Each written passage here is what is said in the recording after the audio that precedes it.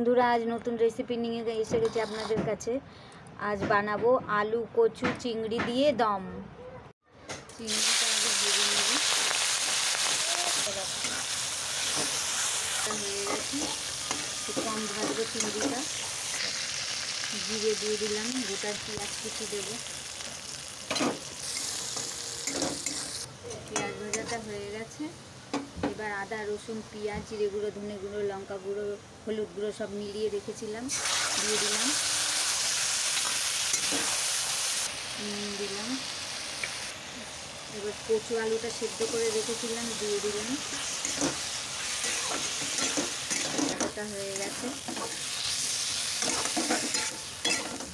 আর জল দিয়ে দেবো।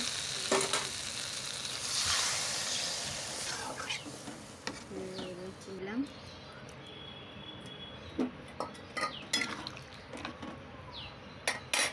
এবার ঢেকে দেবো। আছে, এবার নাবিয়ে ফেলবো। হয়ে গেছে, ধনে পাতা ছড়িয়ে দেবো। বন্ধুরা খেয়ে দেখবেন কীরকম হয়েছে, এরকমভাবে বানিয়ে।